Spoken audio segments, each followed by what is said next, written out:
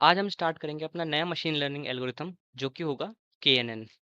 KNN की अगर full form की बात करें तो ये होता है के नियरेस्ट नेबर। अभी आपको समझ आएगा कि ये के क्या है, नेबर क्या है, अभी समझ आएगा धीरे धीरे। पहले इसके बारे में थोड़ा जान लेते हैं। जैसे अब तक आपने अब तक पढ़ा था कि जैसे आपने पढ़े थे linear regression, lasso, rich and elastic net. तो ये किसके लिए थे? पर्टिकुलर रिग्रेशन के लिए, सिर्फ ये रिग्रेशन के टास्क कर सकते थे। उसके बाद हमने पढ़ा लॉजिस्टिक एंड नाइव बेस। तो ये पर्टिकुलर क्लासिफिकेशन के टास्क कर सकते थे। बट KNN थोड़ा अलग है। क्यों? क्योंकि ये दोनों कर सकता है। ये कर सकता है रिग्रेशन भी एज वेल एज क्लासिफिकेशन भी। अब इसके बारे में और कुछ पॉइंट्स देख लेते हैं। अब तक आपने देखा होगा कि हम एज्यूम कर रहे थे कुछ ना कुछ। जैसे लीनियर रिग्रेशन में मैंने 5 माने थे, अजम्पशंस माने थे कुछ। तो जो लीनियर रिग्रेशन में 5 अजम्पशंस होते हैं ना, वही lasso, ridge and elastic net पे भी थोड़े बहुत अप्लाई होते हैं वो। तो इन चारों में एजम्पशन थे। उसके बाद हमने लॉजिस्टिक रिग्रेशन पढ़ा था। लॉजिस्टिक रिग्रेशन में क्या आ रहा था? एक लीनियर रिग्रेशन की थोड़ी झलक थी।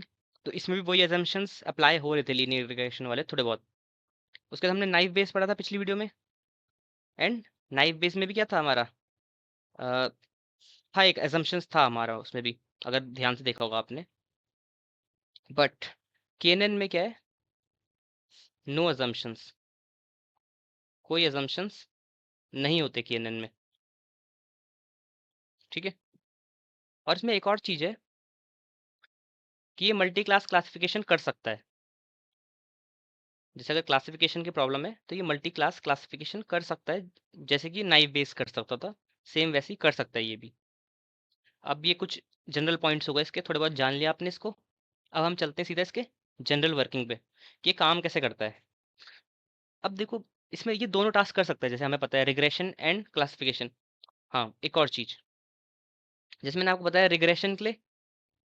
रिग्रेशन के लिए इसके अंदर होता है एक KNN regressor, right. And classification के लिए इसके अंदर होता है KNN क्लासीफायर। ये इसके अंदर दो पार्ट्स होते हैं KNN के अंदर। तो जैसे हम जनरल वर्किंग देख रहे हैं, देखो मेन जो इनका प्रिंसिपल काम कर रहा है बैक एंड में, वो दोनों का सेम है, रिग्रेसर का भी और क्लासीफायर का भी। अब बस रिग्रेशन केस में थोड़ा सा मॉडिफाई हो जाता है, क्लासिफिकेशन केस में थोड़ा सा मॉडिफाई हो जाता है। इसको अगर एग्जांपल से बताऊं मैं, सपोज आपके पास एक ग्राफ है और आपने जितने भी आपके पॉइंट्स हैं ना वो प्लॉट कर दिए। जो भी आपके डेटा पॉइंट्स हैं उन सबको प्लॉट कर दिया आपने।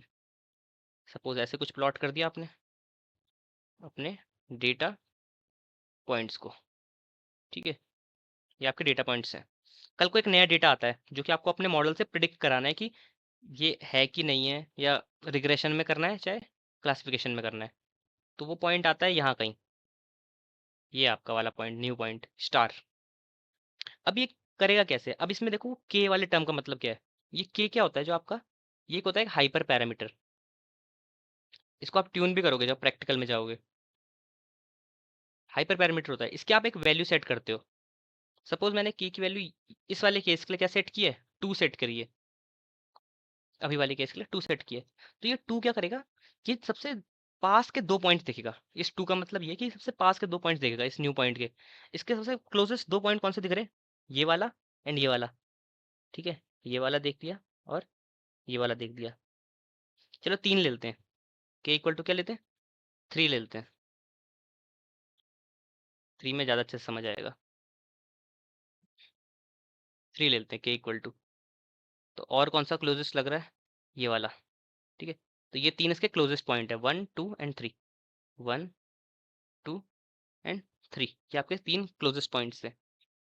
अब देखो, अगर मान लो ये रिग्रेशन का केस होता, अगर ये एक रिग्रेशन का केस होता तो क्या करता ये मॉडल?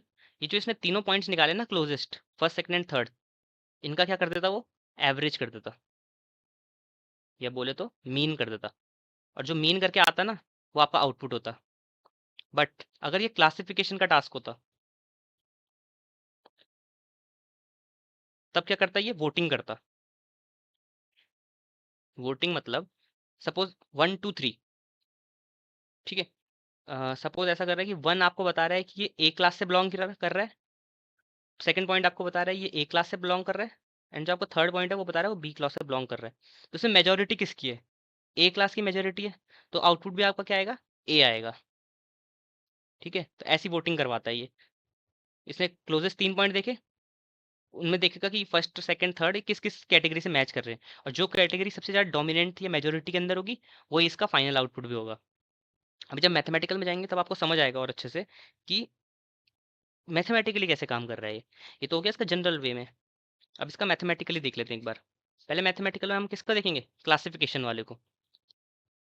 तो मैंने यहाँ पे कुछ एक सैम्पल डेटा सेट ले रखा है। ये आपके पास क्या है, किसी फ्रूट का वेट कितना है ग्राम्स में, किसी फ्रूट का साइज कितना है यानी उसका डायमीटर वगैरह सेंटीमीटर में, और वो फ्रूट है कौन सा, यानी अगर उस फ्रूट का वेट 150 ग्राम है और वो 7 सेंटीमीटर का, तो एप्पल है। सेम वैसे ही ये आपके पास पूरा डेटा सेट है, ये सैम्पल डेटा सेट। अब इस पे केएनएन काम कैसे करेगा, ये तो आपको डेटा मिल गया, केएनएन काम कैसे करेगा, चलो देखते हैं केएनएन कैसे काम करता है। सपोज आपको एक नए डेटा पॉइंट को प्रिडिक्ट करना है, ठीक है, आपके पास एक न्यू डेटा पॉइंट है जिसको आपको प्रिडिक्ट करना है कि वो एप्पल है या पियर है।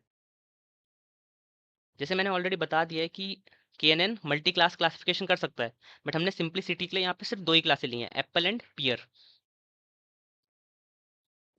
तो आपका ऐसा न्यू डेटा पॉइंट है, इसको मैं x1 से दिखा देता हूँ आपका वेट को, साइज को x2 से दिखाते हैं, और फ्रूट को y से। x1 x2 आपका इनपुट कॉलम है, y आपका आउटपुट कॉलम है। तो जो न्यू डेटा पॉइंट है उसका आपका x1 दे रखा है उसने 160 ग्राम, एंड आपको x2 दे रखा है कितना, 7.5 सेंटीमीटर मान लेते हैं। मतलब आपका वेट 160 ग्राम है एंड साइज 7.5 सेंटीमीटर है। आपको बताना है ये एप्पल को बिलोंग करता है ये वाला फ्रूट, या पियर को बिलोंग करता है, राइट। अब चलते हैं अपने स्टेप 1 पे। सबसे पहले आप क्या करोगे, कैलकुलेट, एक चीज होती है यूक्लिडियन डिस्टेंस, या एक तरह से तो मान लो डिस्टेंस कैलकुलेट करनी है। जैसे मैंने आपको जनरल वर्किंग में बताई थी ना, आपको ये डिस्टेंस कैलकुलेट करनी है, ये हर पॉइंट के बीच में डिस्टेंस कैलकुलेट करनी है, और फिर आपको नियरेस्ट पॉइंट्स फाइंड करने हैं अपने लिए। डिस्टेंस फाइंड करोगे तभी तो पता चलेगा कि कौन सा पास है। अगर कोई हमें ऐसे बता दें कि एक 10 किलोमीटर दूर है, एक 20 किलोमीटर दूर है, एक 30 किलोमीटर दूर है, तो इनमें से दो आपके सबसे क्लोजेस्ट कौन से हैं, 10 किलोमीटर और 20 किलोमीटर वाले क्लोजेस्ट हैं आपके। ठीक है, इसलिए हमें पहले डिस्टेंस फाइंड करनी होगी, और वो भी कौन सी, यूक्लिडियन डिस्टेंस। देखो डिस्टेंस भी अगर मैं मेजोरिटी बताऊं तो केएनएन में 2 टाइप की डिस्टेंस यूज होती है, यूक्लिडियन एंड मैनहट्टन। तो अभी के लिए हम यूक्लिडियन की तरफ चल रहे हैं, अभी जब आगे जाएंगे तो मैनहट्टन को भी पढ़ेंगे, वो क्या होता है, कब उसका यूज करना होता है। तो अभी के लिए बस यूक्लिडियन को देख लो, क्योंकि मेजोरिटी यही यूज होती है, यूक्लिडियन ही। तो यूक्लिडियन का डिस्टेंस का फॉर्मूला होता है आपका, अगर किसने मैथ्स में पढ़ा होगा, लाइन वगैरह में आता है इसका फॉर्मूला, जब आप पॉइंट्स के डिस्टेंस के बीच में निकालते हो। इसका फॉर्मूला होता है under root x2 minus x1 का स्क्वायर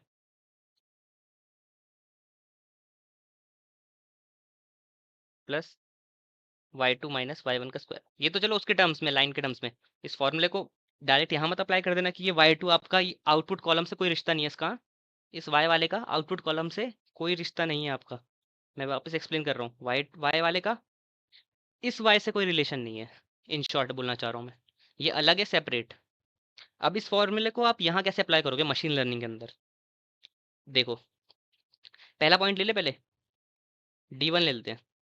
D1 यानी ये वाली रो, पहली रो 150 एंड 7 वाली, ठीक है, ये वाली। इसका कैलकुलेट करोगे आप, तो अंडर रूट करेंगे x2 माइनस x1, ठीक है। आपका पहला पॉइंट क्या है, न्यू पॉइंट कौन सा आपका, न्यू पॉइंट कौन सा आपका, अगर हम देखें यहाँ, न्यू पॉइंट है आपका 160 कॉमा 7.5, राइट, यही है। और जो अभी आप करंट पॉइंट देख रहे हो, करंट वाला कौन सा है अभी आपका, 150 एंड 7, 150 एंड 7, ठीक है। अब क्या करोगे D1 निकालने के लिए 160 माइनस 150, यही है इसका मतलब, x2 माइनस x1 का मतलब ऊपर वाला point 160, new point minus old point, old old मतलब current point, 160 minus 150, 160 minus 150 square, square लगा ना, प्लस अब ये y वाला किसके लिए बोल रहा है, इसके अगले पॉइंट के लिए, ये 7.5 वगैरह वाले के लिए, तो आप लिखोगे 7.5 माइनस 7 स्क्वायर। ठीक है, कितना आ रहा है आपका, आएगा ये 10.01, कैलकुलेट करना है इसे कैलकुलेटर में, 10.01 आएगा। अब D2 निकालेंगे नेक्स्ट पॉइंट के लिए, अब आपका करंट पॉइंट चेंज हो जाएंगे, न्यू पॉइंट वही रहेगा सेम, कि उसको तो उसके हिसाब से तो कैलकुलेट करना है, इनको चेंज कर देंगे। अब कौन से हमारी सेकंड रो, 160 सॉरी 170 एंड 8, ये आपका आएगा 170 एंड 8, वही फॉर्मूला सेम, 160 माइनस 170 का स्क्वायर प्लस 7.5 माइनस 8 का स्क्वायर, इसको कैलकुलेट करोगे, इसका भी वही आएगा 10.01। ठीक है, अब D3 के लिए निकालोगे सेम, यही करना, बस ये करंट पॉइंट चेंज करते रहोगे आप, बाकी न्यू पॉइंट सेम रहेगा, करंट पॉइंट को चेंज करते रहोगे, थर्ड पे जाओगे, फोर्थ पे जाओगे, फिफ्थ पे जाओगे जाओगे और सबका डिस्टेंस निकालोगे। तो मैंने ऑलरेडी निकाल रखी है तो मैं निकाल देता हूँ डायरेक्ट, ये आपका आएगा 20.02, फिर आपका D4 निकाल रहा हूँ मैं फोर्थ पॉइंट के लिए, वो आएगा आपका 40.01 एंड आपका D5 आएगा 40.03। ठीक है, ये आपको पांचों पॉइंट मिल गए अपने, पांचों डिस्टेंस मिल गई, पांचों पॉइंट्स की क्या मिल गई, डिस्टेंस।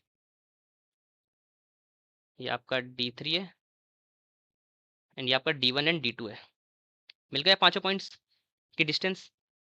अब स्टेप सेकंड पे चलते हैं। अब आपको क्या करनी है, एक वैल्यू करनी है सिलेक्ट, सिलेक्ट अ के वैल्यू। बाय डिफॉल्ट ये क्या रहती है, सेट 5 रहती है, अगर आप डायरेक्टली केएनएन को लगाओगे बाय डिफॉल्ट 5 रहती है।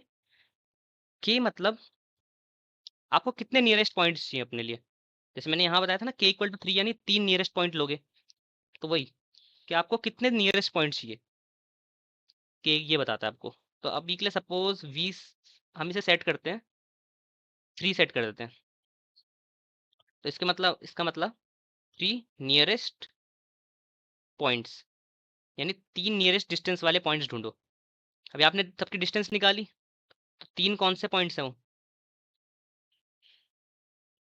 ये पांचों पॉइंट्स में से D1 D2 D3 D4 D5 में से पांच, वो 3 पॉइंट्स वाले ढूंढो जिनकी सबसे कम डिस्टेंस है। एक हो गया 10.01 D1, यानी दूसरा हो गया D2 हो गया, ये तो 40 में चलेगा, ये 20 है, यानी D1 D2 D3 इनकी सबसे कम डिस्टेंस है, यानी सबसे क्लोजेस्ट है ये, यानी D1 D2 एंड D3, ये आपको मिल गए अपने तीनों क्लोजेस्ट पॉइंट्स। ठीक है, अब ये देखो D1 किसको डिनोट कर रहा है, D2 किसको डिनोट कर रहा है, D3 किसको डिनोट कर रहा है। D1 वाला पॉइंट देखो अपना, D1 यानी फर्स्ट रो की बात कर रहे हैं, तो D1 किसको डिनोट कर रहा है, हमारा एप्पल को। D2 किसको डिनोट कर रहा है, हमारा एप्पल को ही। D3 किसको डिनोट कर रहा है, हमारा पियर को। चलो लिख देते हैं, D1 हमारा कर रहा है एप्पल, D2 भी हमारा किसको कर रहा था, एप्पल, D3 किसको कर रहा था, हमारा पियर को। मिल गई। अब थर्ड एंड फाइनल स्टेप, मैंने क्या बताया था क्लासिफिकेशन के केस में, जनरल वर्किंग में बताया था, वोटिंग, बस कर दो, वोटिंग कर दो। अब एक एप्पल बोल रहा है, दूसरा भी एप्पल बोल रहा है, तीसरा पियर बोल रहा है, मेजोरिटी किसकी है, मेजोरिटी किसकी है, एप्पल की मेजोरिटी है, क्योंकि एप्पल कितनी बार आ रहा है, 2 बार आ रहा है, पियर सिर्फ 1 बार आ रहा है, तो क्या होगा हमारा, हमारा प्रिडिक्शन क्या होगा, हमारा एप्पल, बस केएनएन ने बता दिया आपको प्रिडिक्शन करके। तो मतलब केएनएन बोलना चाह रहा है कि आपने जो न्यू पॉइंट दिया अपना, जिसमें आपने फ्रूट का वेट बताया 160 ग्राम एंड फ्रूट का आपने जो डायमीटर बताया 7.5 सेंटीमीटर, वो फ्रूट एप्पल कैटेगरी को बिलोंग करता है। बस यही तो था केएनएन, कितना इजी था, डिस्टेंस निकाली, उसके बाद के का आपको देखने कितने नियरेस्ट पॉइंट चाहिए, मैंने लिखा मेरे को 3 नियरेस्ट पॉइंट चाहिए, तो मैं सबसे देखूंगा कि 3 सबसे कम डिस्टेंस कौन से वाले हैं, क्योंकि जितनी जितनी कम डिस्टेंस होगी यानी वो उतना पास है। तो मेरे को मिलेगी 10.01, 10.01, 20.02, तो यानी D1, D2 एंड D3। फिर मैंने देखा कि D1, D2, D3 किससे बिलोंग करते हैं, एप्पल एप्पल पीयर से। और एप्पल एप्पल पीयर में मेजोरिटी किसके पास है, एप्पल के पास, क्योंकि एप्पल 2 बार आ रहा है। तो हमने जो ओवरऑल अपना आंसर बताया प्रिडिक्शन का, वो बताया हमने कि एप्पल कैटेगरी को बिलोंग करता है, जो हमारा न्यू पॉइंट है। बस इतना ही से था। अब हम देखते हैं अपना रिग्रेशन के केस में। ये तो हो गया क्लासिफिकेशन के केस में, बट अब रिग्रेशन में देखते हैं। तो अब सेम मैथमेटिकल हम रिग्रेशन के केस में देखेंगे। तो यहाँ पे मैंने एक सैम्पल डेटा सेट दे रखा है जिसमें कुछ साइज दे रखा है, ठीक है, घर का ले लो, साइज होगा, बेडरूम, एंड उस घर का प्राइस कितना है, डॉलर्स में ले लो प्राइस, ठीक है। मेन समझने का दिक्कत है यहाँ। देखो स्टेप सारे सेम होने वाले हैं। चलो चलते हैं अपने उस पे। तो पहले तो हम देखेंगे न्यू पॉइंट अपना। यूजर ने पूछा कि न्यू पॉइंट मैं बता रहा हूँ और तुम बताओ कि मेरे को न्यू पॉइंट का प्राइस कितना होगा। तो न्यू पॉइंट यूजर ने बताया मुझे कि जो मेरा x1 है यानी साइज, वो कितना है 65 मीटर, ठीक है। और जो मेरा x2 है यानी बेडरूम, वो है 2, राइट। ये x1 है, ये x2 है, ये आपका y है, ठीक है। भाई स्टेप 1, कैलकुलेट डिस्टेंस। अगर स्पेसिफिकली बोले तो यूक्लिडियन डिस्टेंस, क्योंकि by default Euclidean he set रहता है केएनएन में। अभी जब हाइपर पैरामीटर पढ़ेंगे तो वहाँ पे देखेंगे एक और टाइप की डिस्टेंस भी होती है। तो फिलहाल के लिए यूक्लिडियन देखते हैं। तो आपको कैलकुलेट करना है पॉइंट्स के बीच में डिफरेंस। देखो पॉइंट्स के बीच में डिफरेंस आप कैलकुलेट कर सकते हो। तो जो आपका न्यू पॉइंट है वो क्या है, 65,2, 65,2। जो आपका करंट होगा वो कौन सा होगा, हम फर्स्ट रो से स्टार्ट करेंगे। फर्स्ट रो हमारी कौन सी है, 50,1, 50,1। तो फॉर्मूला मैं ऑलरेडी बता चुका हूँ। D1 निकालोगे, अंडर रूट न्यू पॉइंट यानी 65 माइनस 50 स्क्वायर, 2 माइनस 1 स्क्वायर। और ऐसे आपके पास और होते हैं ना, मतलब x3 x4 x5 होता, और ऐसे कॉमा कॉमा करके लगाते रहते हैं और फिर तब तक माइनस करते रहते हैं। यानी हम प्लस ऐसे करके यहाँ पे और माइनस, फिर प्लस, फिर यहाँ पे माइनस करते हैं उन दो पॉइंट्स को, ऐसे करके चलते हैं हम, ठीक है, यूक्लिडियन डिस्टेंस में। यहाँ पे हम पे दो ही थे तो हमने दो रखे हैं बस, फर्स्ट एंड सेकंड। और फीचर होते तो और भी आते जाते हैं यहाँ पे।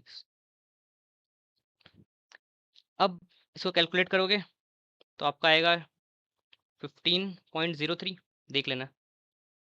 ऐसी करंट पॉइंट चेंज करते रहोगे, यहाँ पे न्यू पॉइंट फिक्स रहेगा, करंट पॉइंट चेंज करते रहो। 50,1 है, अगली बार 60,2, अगली बार 70,2, 80,3, 90,3, और निकालते रहोगे। तो मैंने कैलकुलेट करके रखे हुए हैं। तो D2 मान लेते हैं आपका आया 5, D3 मान लेते हैं आपका आया, ये भी 5 आया, D4 मान लेते हैं आपका आया 15.03। ये आपको सिर्फ बताने के लिए। देखो पहला स्टेप तो सेम है, क्लासिफिकेशन में भी यही किया था, तो फर्स्ट स्टेप सेम है। अब चलते हैं सेकंड स्टेप पे।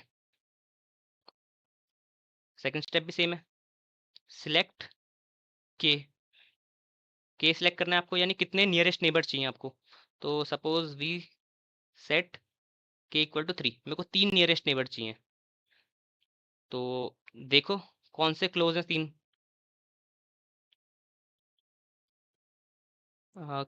किन 3 में डिस्टेंस कम है बहुत, एक हो गया 5, एक हो गया 5, ठीक है। D2 and D3, D2 D3।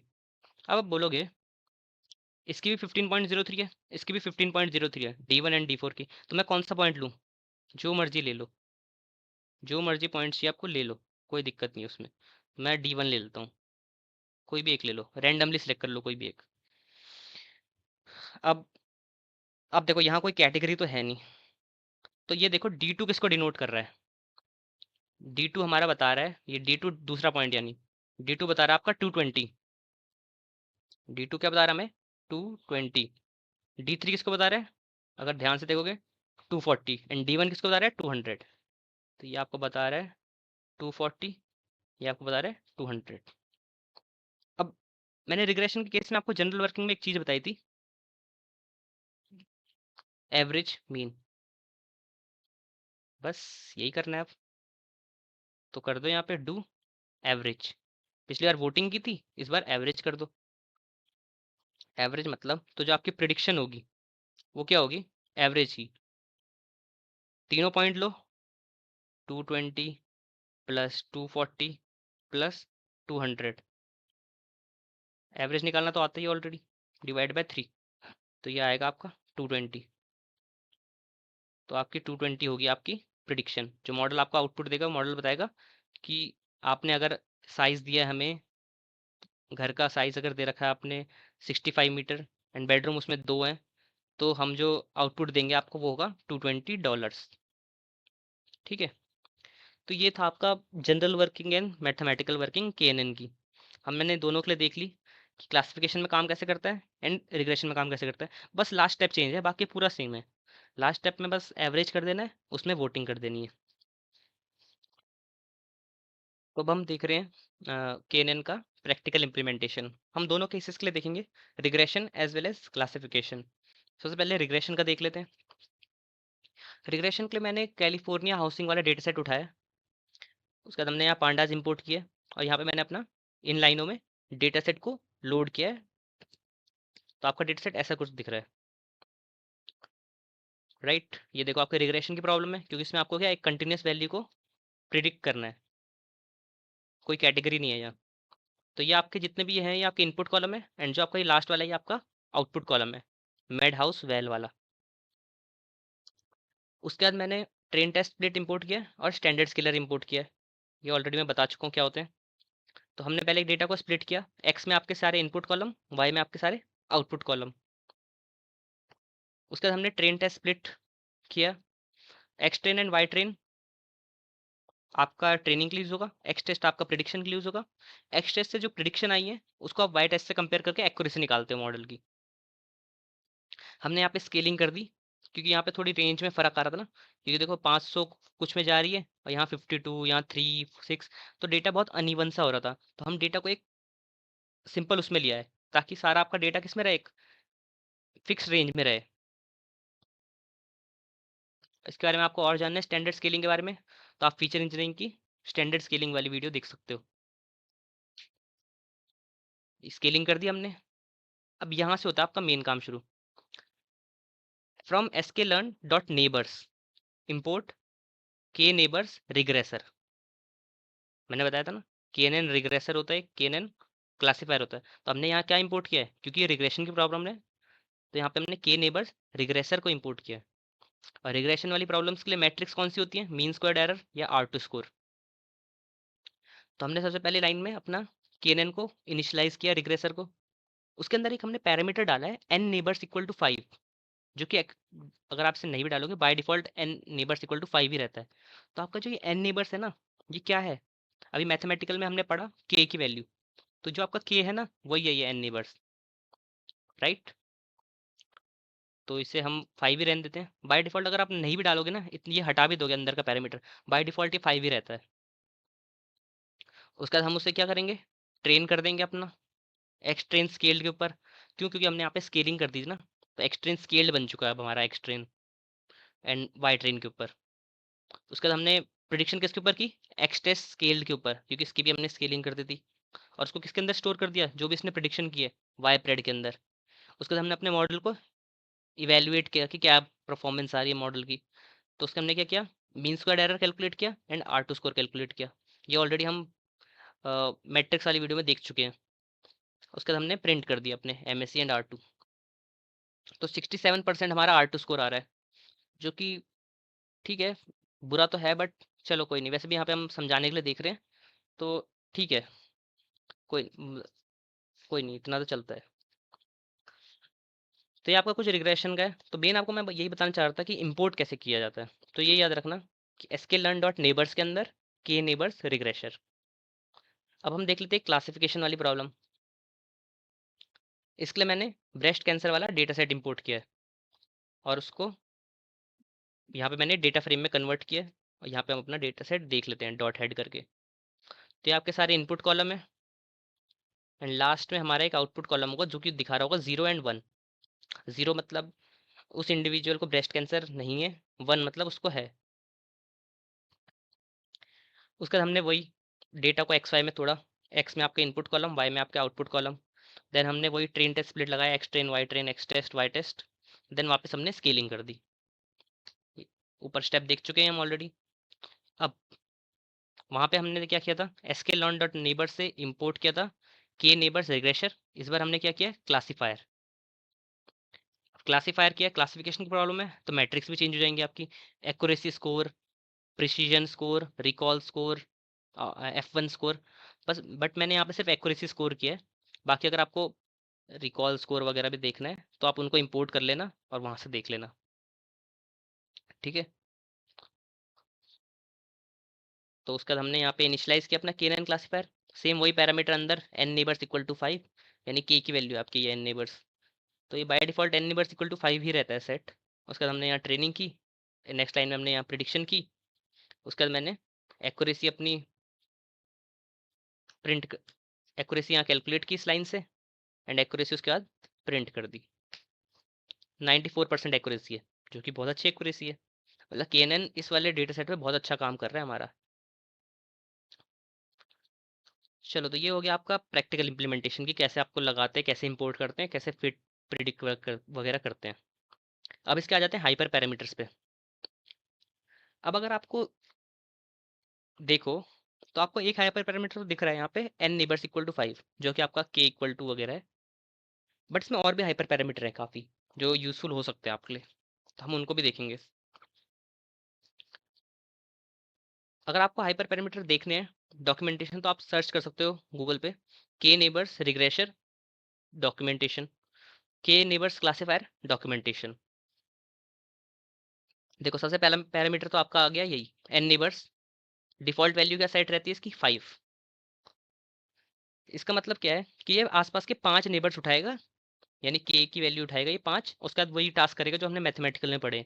या तो अगर रिग्रेशन का टास्क होगा तो एवरेज कर देगा, क्लासिफिकेशन का टास्क होगा तो वोटिंग करेगा। सेम है यहाँ पे भी, रिग्रेशन में भी n नेबर्स इक्वल टू 5 रहता है यही। के नेबर्स क्लासिफायर में जाओगे, n neighbours default equal to 5। उसके बाद एक अगला वो होता है हमारे पास, ये होता है वेट्स करके एक पैरामीटर। बाय डिफॉल्ट ये सेट रहता है यूनिफॉर्म पे, बट हमारे पास एक और ऑप्शन होता है, वो क्या है, ये दो ऑप्शन है हमारे पास, uniform and distance. But by default क्या सेट रहता है, यूनिफॉर्म।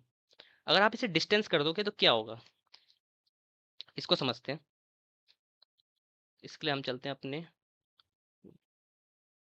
ब्लैक बोर्ड पे। अब वेट्स के बारे में देखते हैं। बाय डिफॉल्ट तो यूनिफॉर्म सेट है। यूनिफॉर्म में बताता हूँ कि मतलब हर पॉइंट को ना एक इक्वल वेटेज दी गई है। इन शॉर्ट, अगर मैं यूनिफॉर्म की बात करूँ तो सपोज आपके पॉइंट्स यहाँ पे ऐसे ऐसे डिस्ट्रीब्यूटेड है। मैं ग्राफ में दिखाता हूँ आपको,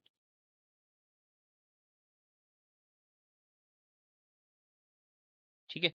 और ये आपका न्यू पॉइंट है। आपको 3 पॉइंट सेलेक्ट करने के, इक्वल टू 3 दे रखा है आपको, n neighbours equal to 3। 3 point लिए उसने, फर्स्ट, सेकंड एंड थर्ड। इन तीनों को ना इक्वल वेटेज देगा। मतलब ये भी आपके लिए सेम वेट का है, ये भी आपके लिए सेम वेट का है, ये भी आपके लिए सेम वेट का है। 2 पॉइंट और जोड़ते हैं, fourth and fifth, fourth and fifth, यानी 5 पॉइंट्स ले रहा है सपोज के इक्वल टू 5 करते हैं। अब अच्छे से समझ आएगा। सबको इस पांचों को इसने इक्वल वेट दिया है, कि मतलब अगर कोई चीज़ 100% है ना, अगर कोई चीज़ 100% है तो इन पांचों में इक्वली बांट दी गई है वो, यानी हर बंदे को 20% दिया गया, 20% ईच। इसको भी 20%, इसको भी 20%, इसको भी 20%, इसको भी 20%, इसको भी 20%। बट अगर आपने इसको पैरामीटर को सेट करके यूनिफॉर्म की जगह कर दिया डिस्टेंस, तो अब क्या होगा,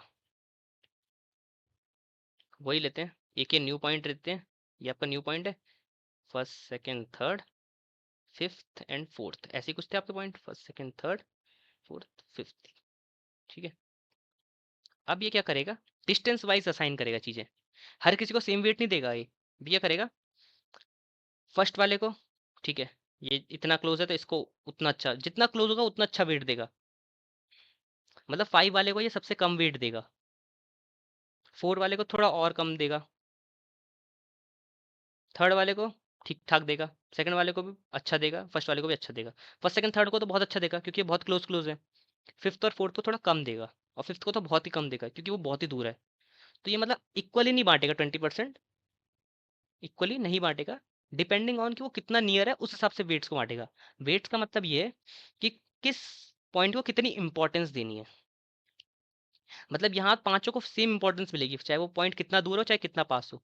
बट अगर आपने इस पैरामीटर को डिस्टेंस सेट कर दिया, वेट्स इक्वल टू डिस्टेंस कर दिया, तो क्या है, फर्स्ट सेकंड थर्ड को अच्छी इंपॉर्टेंस मिलेगी, फोर्थ को थोड़ी सी खराब इंपॉर्टेंस मिलेगी, फिफ्थ को बहुत ही कम इंपॉर्टेंस मिलेगी। ये मतलब है इसका, राइट। तो सेम यही चीज आपके इसमें भी है, के नेबर्स रिग्रेसर में भी है। सेम यही चीज आपकी के नेबर्स क्लासीफायर में भी है। Uniform and distance by default uniform set रहता है। आप चाहो तो इसको डिस्टेंस सेट कर लेना, क्या पता डिस्टेंस से आपको इम्प्रूवमेंट मिल जाए अपने मॉडल में।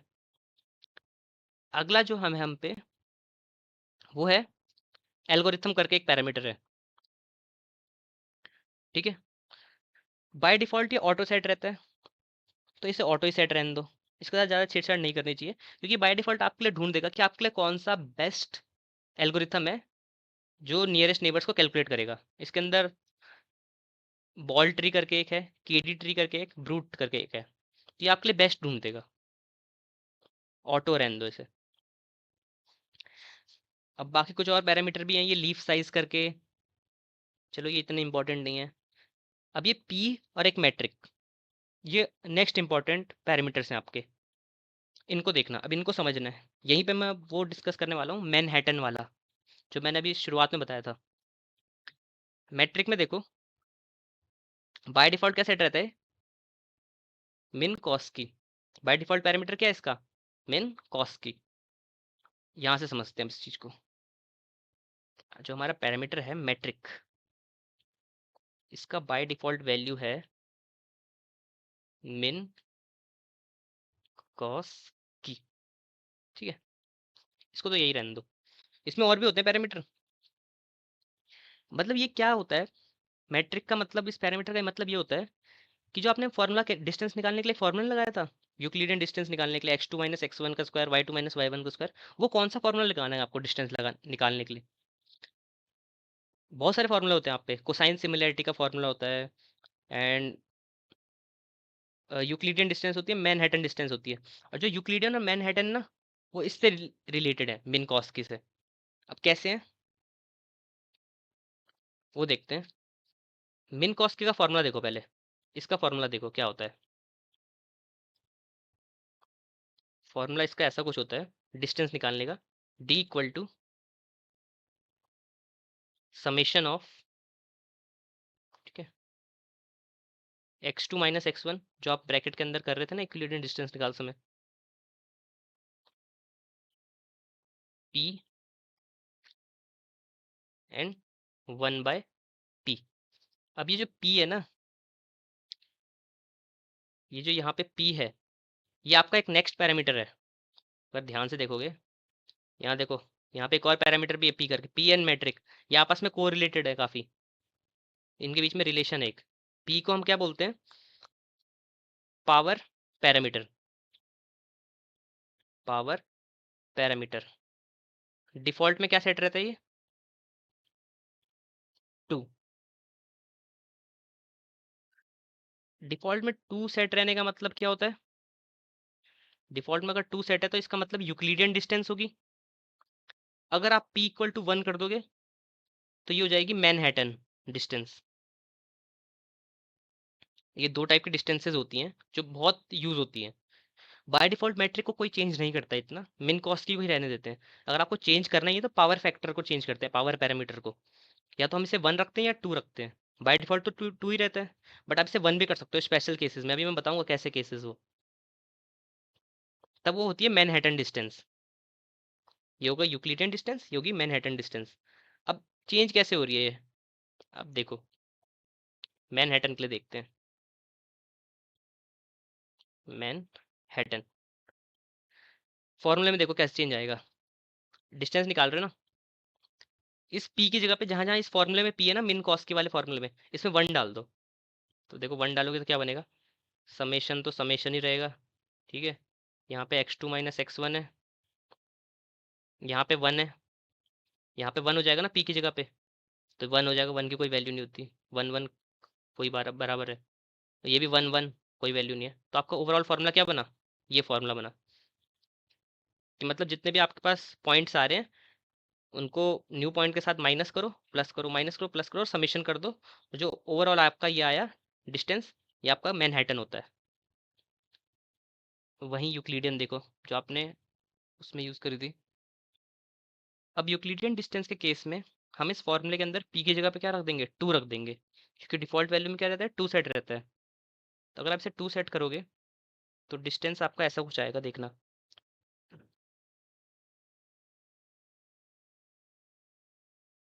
x2 माइनस x1,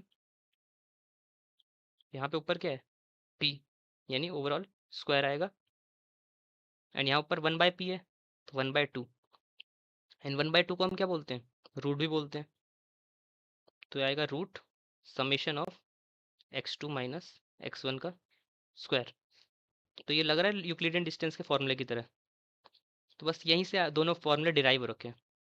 मिन कॉस के इनका बेस फॉर्मूला है, अगर आप p इक्वल टू 1 सेट कर दोगे तो मैनहट्टन डिस्टेंस बन जाती है, p इक्वल टू 2 सेट कर दोगे तो आपकी यूक्लिडियन डिस्टेंस बन जाती है, p equal to 1, p equal to 2। अब बहुतों को सवाल ये होगा कि कब किसको यूज़ करना है तब, तो वो भी देख लेते हैं। जो मैनहट्टन होती है ये बेटर होती है किसके साथ, हाई डायमेंशनल डेटा के साथ, मतलब आपके डेटा में बहुत सारे ही कॉलम है, तो मैनहट्टन को प्रेफर करना। क्यों, ये पुअर होती है हाई डायमेंशनल डेटा के साथ as compare to each other. वैसे तो दोनों ही बेकार होते हैं हाई डायमेंशनल डेटा के साथ, बट मैनहट्टन फिर भी थोड़ा अच्छा परफॉर्म करेगी यूक्लिडियन के कंपैरिजन में। नेक्स्ट पॉइंट ये है कि जब आपके जो इनपुट कॉलम्स हैं, जब आपके इनपुट कॉलम्स या तो कैटेगोरिकल है या डिस्क्रीट है, राइट, तो आप मैनहट्टन को प्रेफर करना। बट अगर आपके इनपुट कॉलम्स कंटिन्यूस हैं, ये मैं ऑलरेडी बता चुका हूँ कंटिन्यूस डिस्क्रीट कैटेगोरिकल क्या होता है फीचर इंजीनियरिंग की प्लेलिस्ट में, तो आप वहाँ जाके चेकआउट कर सकते हैं। अगर आपकी इनपुट कॉलम कंटिन्यूस है तो आप यूक्लिडियन को प्रेफर करोगे। तीसरा, वैसे तो दोनों ही आउटलायर्स को लेके बहुत ज़्यादा सेंसिटिव होते हैं, मैनहट्टन भी और यूक्लिडियन भी, बट मैनहट्टन फिर भी परफॉर्म ज़्यादा सही परफॉर्म करता है आउटलायर के साथ।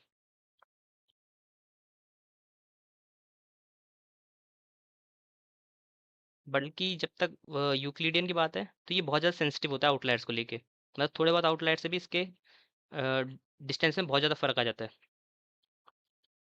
अब वो बहुत ज़्यादा फर्क क्यों आता है, क्योंकि यहाँ पे हम देखो स्क्वायर कर रहे हैं, तो इसलिए डिस्टेंस में बहुत फर्क आ जाता है, बल्कि यहाँ पे हम कोई स्क्वायरिंग नहीं कर रहे, तो इसलिए यहाँ पे ज़्यादा फर्क नहीं आता आउटलायर्स का। वैसे दोनों ही बेकार हैं जब आउटलायर्स हो आपके लिए, राइट। तो ये हमने पढ़ लिया कि मैट्रिक क्या होती है, बाय डिफ़ॉल्ट मिन कॉस्ट की सेट रहती है, वो वही रहती है जनरली, कोई इसमें चेंज करते नहीं है कोई। हम किस में चेंज करते हैं, पावर पैरामीटर में। पावर पैरामीटर अगर 2 रहेगा तो यूक्लिडियन डिस्टेंस होगी, 1 रहेगा तो मैनहट्टन डिस्टेंस होगी। और मैं ऑलरेडी दोनों का डिस्कस कर चुका हूँ यहाँ पे कि फॉर्मूला कैसे डिराइव हो रहा है दोनों का। ये आपका बेस फॉर्मूला है, ये आपके डिराइव्ड फॉर्मूला है दोनों। और मैंने कुछ पॉइंट्स डिस्कस किए कि ये dimensional data, high dimensional data के साथ सही है थोड़ा, कैटेगोरिकल डिस्क्रीट हो तो मैनहट्टन करो, आउटलायर्स के साथ थोड़ा बहुत लेस सेंसिटिव रहता है, बल्कि ये हाई डायमेंशनल डेटा के साथ अच्छा नहीं है। इनपुट कॉलम कंटिन्यूस हो तो यूक्लिडियन डिस्टेंस करो, और आउटलायर्स के साथ बहुत ज़्यादा सेंसिटिव है यूक्लिडियन, राइट। तो अब इसका देख लेते हैं कुछ एडवांटेज एंड डिसएडवांटेज। तब हम आ जाते हैं कि कब केनन को यूज़ करो, कब मत करो। पहले देख लेते हैं कब यूज़ करना चाहिए। पहला पॉइंट तो ये हो गया, सिंपल है एंड ईजी है। जैसे कि आपने देखा होगा इसका मैथमेटिकल भी बहुत ईजी है, पास के 3 4 पॉइंट ही तो ढूंढने हैं, डिस्टेंस कैलकुलेट करो, वोटिंग या फिर मीन निकाल दो, ईजी सा वो है। सेकंड पॉइंट हो गया, अगर आपके पास डेटा कैसा है, स्मॉल है या मीडियम साइज का डेटा सेट है, तो KNN को प्रिफर करो। लार्ज साइज में दिक्कत कर देगा KNN थोड़ा। तीसरा इसका फायदा क्या है, रिग्रेशन भी कर सकता है एंड क्लासिफिकेशन भी कर सकता है। ठीक है, जब तक अब तक हमने जो ML एल्गोरिथम्स पढ़े, या तो वो रिग्रेशन ही कर पा रहे थे या क्लासिफिकेशन ही कर पा रहे थे। जैसे अब तक हमने क्या क्या पढ़े, linear, lasso, ridge, elastic net, ये सब रिग्रेशन के थे। उसके बाद लॉजिस्टिक एंड नाइव, वो हमारे सिर्फ क्लासिफिकेशन के थे। केएनएन हमारा पहला है जो रिग्रेशन भी कर पा रहा है और क्लासिफिकेशन भी कर पा रहा है, राइट। चलो ये तो होगा इसके कुछ कब यूज़ करना चाहिए और क्या क्या इसके एडवांटेज टाइप के। अब आ जाते हैं कब यूज़ नहीं करना चाहिए या कब डिसएडवांटेज है। पहला तो यही हो गया, मैं अभी बता दिया, लार्ज डेटा सेट है जब, बहुत बड़ा डेटा सेट है तो केएनएन नहीं कर पाएगा परफॉर्म अच्छा। दूसरी चीज़ हो गई हाई डायमेंशनल डेटा, आपके डेटा में बहुत ज़्यादा कॉलम है, ठीक है, बहुत ज़्यादा कॉलम है, तो आपका केएनएन नहीं कर पाता परफॉर्म। क्यों नहीं कर पाता, एक मैंने फीचर इंजीनियरिंग में चीज़ डिस्कस की थी, कर्व्स ऑफ डायमेंशनैलिटी, इसकी वजह से। अगर ये नहीं देखा आपने तो आप फीचर एक्सट्रैक्शन की वीडियो जाके देखो, उसमें आपको समझ आ जाएगा क्या होती है कर्व्स ऑफ डायमेंशनैलिटी। अगला चीज़ कि अगर आपके डेटा में आउटलायर्स हैं, क्यों, क्योंकि केएनएन हमें क्या पता है कैसा होता है, सेंसिटिव होता है किसको लेके, आउटलायर्स को लेके, राइट। भले ही मैंने ये बोला कि मैनहट्टन थोड़ा अच्छा परफॉर्म करेगा यूक्लिडियन के डिस्टेंस के कंपैरिजन में, बट ओवरऑल जो केएनएन है ना, चाहे आप मैनहट्टन यूज़ करो चाहे यूक्लिडियन यूज़ करो, अगर आउटलायर्स हैं तो दिक्कत करेगा। अगली चीज़ हो गई कि काफ़ी स्लो होता है ये। स्लो क्यों होता है, उसका रीज़न है, आप देखो डिस्टेंस निकाल रहे हो, हर पॉइंट के हर किसी के साथ डिस्टेंस निकाल रहे हो, राइट। यही तो कर रहे हैं हम। हमने एक न्यू पॉइंट लिया जो हम पे है, यूजर ने दे रखा है, और बाकी जितने डेटा पॉइंट्स हैं उनके साथ उसकी डिस्टेंस निकाल रहे हैं, कंपेयर कर रहे हैं, और फिर आखिरी में जो सबसे क्लोज डिस्टेंस है उनको सिलेक्ट कर रहे हैं। यही कर रहे हैं हम, बट जब आप सारे पॉइंट्स की डिस्टेंस निकाल रहे हो एक एक करके, सबको निकाल रहे हो, आपको पूरा एंटायर डेटा सेट सर्च करना है, पूरा डेटा सेट सर्च करना है, 100 के 100 अगर टर्म्स है तो 100 के 100 को निकालोगे आप डिस्टेंस, तो उसकी वजह से ना बहुत स्लो हो जाता है, क्योंकि उसे हर पॉइंट के साथ उसकी डिस्टेंस निकालनी पड़ती है। चलो डिस्टेंस भी निकाल दी, चलो एक बार के लिए चलो मानते हैं इस चीज़ से भी स्लो नहीं हुआ। दूसरा चीज़ ये क्या करता है ना, जिसने एंटायर डेटा सेट निकाला है ना, इसको आपकी मेमोरी में स्टोर करता है, रैम की मेमोरी में स्टोर करता है। तो अगर आपकी जितनी रैम की मेमोरी है उससे बड़े साइज का डेटा सेट हुआ तो केनन हैंडल नहीं कर पाएगा। इन शॉर्ट, आपका पीसी है, 8 GB रैम है उसके अंदर, और जो मेरा डेटा सेट है वो है 50 GB का डेटा सेट, ठीक है, तो नहीं कर पाएगा केनन हैंडल, क्योंकि उसे ना क्या करना होता है, पूरा डेटा सेट को निकाल लेता है और रैम के अंदर स्टोर करके रखता है, ताकि वो एकदम से यूजर जो भी टर्म सर्च मारे उसकी डिस्टेंस निकाल कैलकुलेट करके आउटपुट दे दे। बट अगर वो डेटा सेट बहुत ज़्यादा बड़ा है, आपकी रैम की मेमोरी के अंदर भी नहीं आ पा रहा वो, तो वो कैसे करेगा उसको स्टोर, स्टोर नहीं कर पाएगा, तो रिजल्ट भी नहीं दे पाएगा। तो इस वजह से वो स्लो है। स्लो क्यों है, क्योंकि ये क्या है, कंप्यूटेशनली इंटेंसिव है बहुत ज़्यादा। पूरा ओवरऑल डेटा सेट ये किस में स्टोर करता है, आपकी मेमोरी में स्टोर करता है, intensive store overall data in your memory, right. तो ये इसकी बहुत बड़ा डिसएडवांटेज बोल सकते हो आप, ये स्लो क्यों है। और भी कुछ चीज़ें हैं कि कब यूज़ नहीं करना चाहिए। और चीज़ अगर मैं बताऊं तो ये हो गया कि इम्बैलेंस डेटा सेट है अगर आप पे, ये मैं बता चुका हूँ ऑलरेडी फीचर इंजीनियरिंग में क्या होता है इम्बैलेंस डेटा सेट। और हो गया कि अगर आपने अच्छे से फीचर स्केलिंग नहीं कर रखी अपने डेटा सेट में तो केएनएन नहीं बता पाएगा। अगर आपने अच्छी फीचर स्केलिंग नहीं कर रखी है अपने डेटा में, if you have not done proper feature scaling,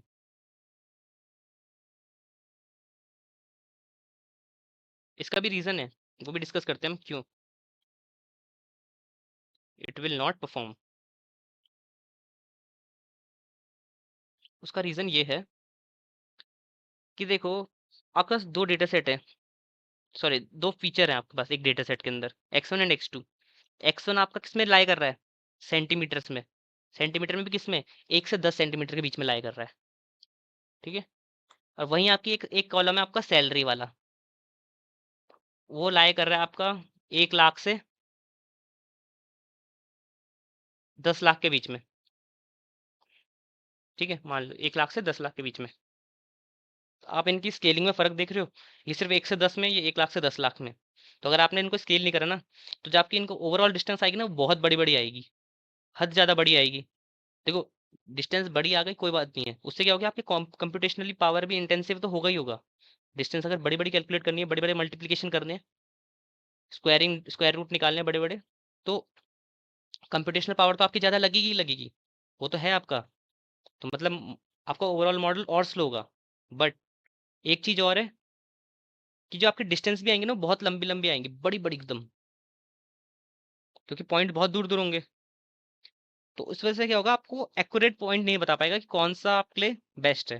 तो इन शॉर्ट यही है कि अगर आपने फीचर स्केलिंग नहीं की हुई अच्छी, तो आपको दिक्कत आएगी। तो ये कुछ आपके डिसएडवांटेज, या फिर आपको कब डेटा यूज, कब आपको केनन यूज नहीं करना चाहिए अपने डेटा के ऊपर, ये कुछ रीजन है कब कब नहीं करने चाहिए।